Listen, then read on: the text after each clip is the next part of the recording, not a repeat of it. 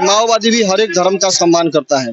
यहाँ आंदोलन के रूप आप लोगों को देखना मिलेगा। बहुत जल्द ही एक देश में और क्रांति का आवश्यकता है।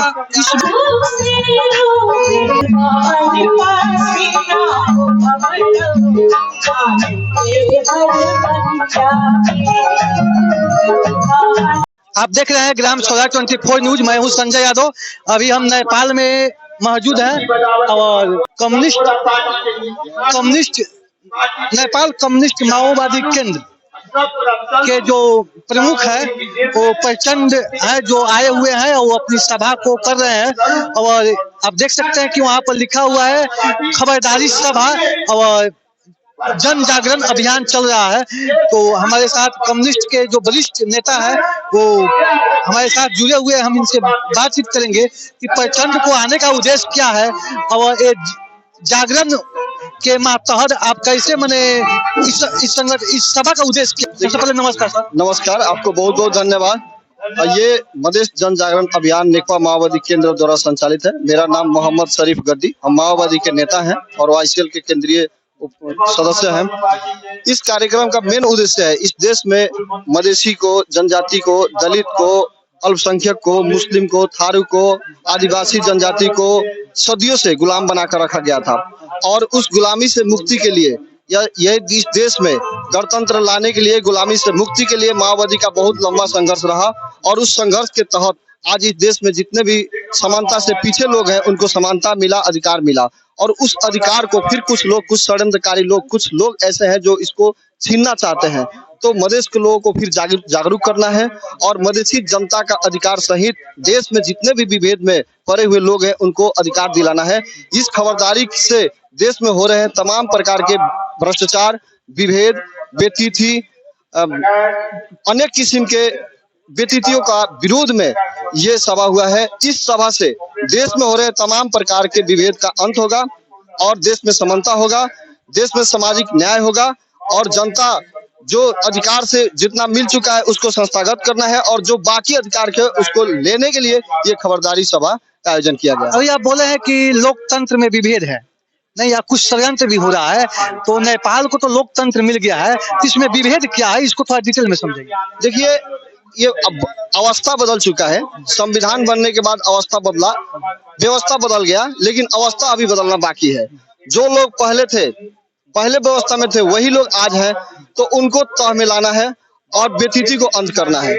तो अब अवस्था बदलने के लिए एक और आंदोलन का जरूरत है और इस आंदोलन के तहत ये भी एक आंदोलन का रूप है जो आज जागरण सभा हो रहा है। इसी तहत हम लोग यहाँ आए हुए हैं। हमारे पार्टी के राष्ट्रीय अध्यक्ष यहाँ उपस्थित हुआ है। आज इस कार्यक्रम से संबोधन करेंगे, मधेश को जागरूक करेंगे, मधेसी जनता का अधिकार के लिए जानकारी कराएंगे। इसीलिए हम लोग आयोजन किए हुए हैं। क्या मैंने नेपाल में तो कम्युनिस्ट की शासन है, तो क्या आपको लगता है कि पूंजीवाद लोकतंत्र पर, समाजवाद पर हावी हो रहा है नेपाल में?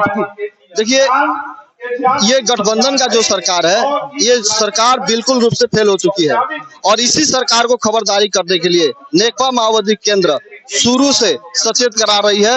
आज जनता को जागरूक करके जितने भी विभेद है, ये गठबंधन का जो सरकार है कांग्रेस और एमाले का, इसके विरोध में माओवादी एक संगठन बना रहा है, जागरूक कर रहा है। जागरूक के बाद में एक और जो आंदोलन होगा वो उसका माने रास्ता संघर्ष होगा कि यहाँ चुनाव होगा? शांतिपूर्ण तरह से आंदोलन होगा और ये नेकपा माओवादी केंद्र शांतिपूर्ण तरह से संविधान के तहत अपना जो भी कार्यक्रम होता है संविधान के तहत करता है और संविधान के तहत ही होगा।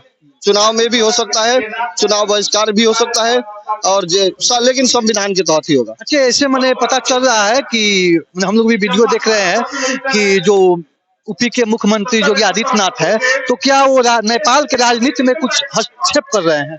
देखिए, आधिकारिक रूप से कुछ ऐसा हम लोगों को नहीं मिला है। अब नेता है, अंतर्राष्ट्रीय नेता है, उनका अपना धरना हो सकता है, लेकिन आधिकारिक रूप से ऐसा कुछ लोग हम लोग को नहीं मिला है। यानी इसको हम अफवाह नहीं कह सकते।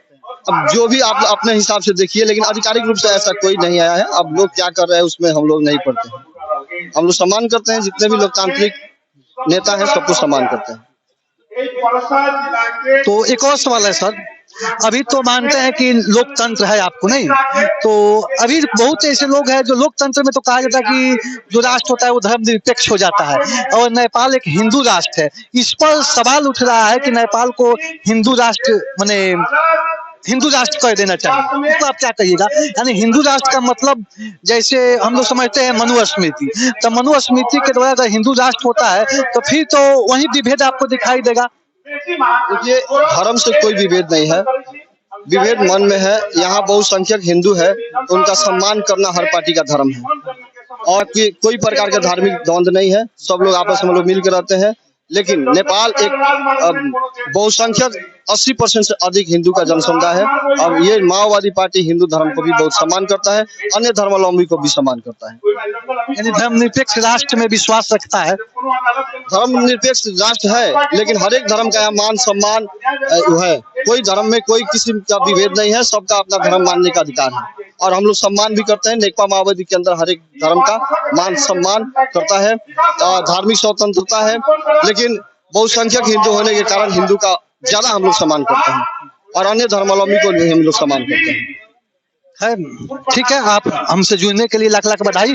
और हम दिखाना चाहते हैं कि अभी जो यहाँ पर आप देख रहे हैं कि नेपाल जो माओवादी केंद्र संगठन है उसका खबरदारी सभा हो रही है, और इस सभा में जो पुष्प कमल दल प्रचंड है वो आए हुए हैं।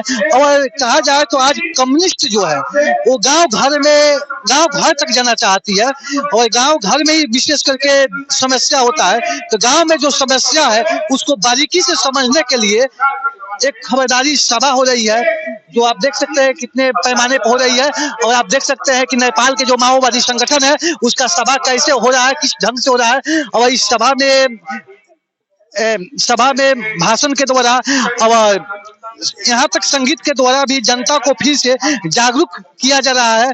और जो कम्युनिस्ट की जो सिद्धांत है भेदभाव मिटाना और समाजवाद को लाना, तो फिर जो विभेद है समाज में उसको मिटाकर फिर कम्युनिस्ट अपने चरम सीमा पर है। और जो आप देख सकते हैं कि जन संघ माओवादी तराई मधेश जन जागरण।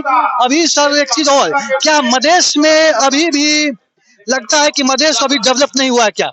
अभी मधेश बहुत पिछाड़ी है, शिक्षा में, स्वास्थ्य में, रोजगारी में पिछाड़ी है। इसी के लिए खबरदारी सभा का आयोजन हो रहा है, और ये पूरा मधेश में मधेशी जनता को अधिकार दिलाने के लिए, बहुत अधिकार मिल चुका है, जो बाकी है उसको मिलाने के लिए, दिलाने के लिए संघर्ष और खबरदारी सभा हो रहा है। अर्थात तो कहा जा सकता है कि नेपाल जो राष्ट्र है उस राष्ट्र में जो मधेश भूभाग है, तो मधेश अभी मैंने पिछड़ा हुआ भूभाग है विकास के हिसाब से। हर एक एंगल में पिछड़ा हुआ है, शिक्षा में पिछड़ा हुआ है, आपको रोजगारी में पिछड़ा हुआ है, स्वास्थ्य में पिछड़ा हुआ है। इसी के लिए खबरदारी हो रहा है, और सरकार राज्य सत्ता जो संचालन कर रहे हैं उनको चाहिए कि अधिकार दे, वो नहीं दे पा रहे हैं। इसीलिए माओवादी उनके विपक्ष में रहकर अपना विपक्ष का भूमिका निभा कर। कभी तो सरकार मैंने माओवादी का ही है? नहीं, माओवादी सरकार से बाहर है। सब अभी किसका सरकार है? अभी नेपाली कांग्रेस और एमाले का गठबंधन का सरकार है। एमाले भी तो कम्युनिस्ट है, एमाले कम्युनिस्ट है, लेकिन अपने विचार पे नहीं है, इसीलिए तो माओवादी उसके विरोध में है। कम्युनिस्ट है लेकिन कम्युनिस्ट अपने विचार पर बुजुर्गों पार्टी को पुंजवादी व्यवस्था को एमाले जो संगठन है वो चला गया है। इस गठबंधन को नेपाल के लोग अपवित्र गठबंधन के रूप में देख रहे हैं। इस गठबंधन में आपको भ्रष्टाचार चरम सीमा पे है, बेरोजगारी चरम सीमा पे है, बेतिथि चरम सीमा पर है। इसी के विरोध में माओवादी पूरे नेपाल में सभा कर रहा है, जन जागरण कर रहा है। आज मधेश में है, कल पहाड़ में होगा, हिमालय में होगा। इसका सभा जारी है और जारी रहेगा। वो तब तक रहेगा जब तक अधिकार सुनिश्चित न हो जाए, भ्रष्टाचार का अंत न हो जाए, सुशासन न हो जाए, तब तक ये जारी रहेगा। चलिए, तो आप देख रहे हैं खबरदारी जो सभा है, इसका मुख्य उद्देश्य जो नेपाल में अभी गठबंधन की जो सरकार है कांग्रेस और एमाले, जिससे जनता उब गई है और जनता फिर माओवादी की ओर बढ़ रही है। और माओवादी भी अपना अभियान चला रहा है, जन जागरण अभियान के द्वारा जनता को जोड़ना और जनता को समझना, जो जनता की मूलभूत समस्या है, जो लोकतंत्र का मूलभूत जो व्यवस्था होता है। कहा जाता है कि लोकतंत्र में जनता की शासन है, तो जनता की व्यवस्था, जनता के शासन के लिए खबरदारी सभा हो रहा है। अभी हम नेपाल में मौजूद है और इस सभा का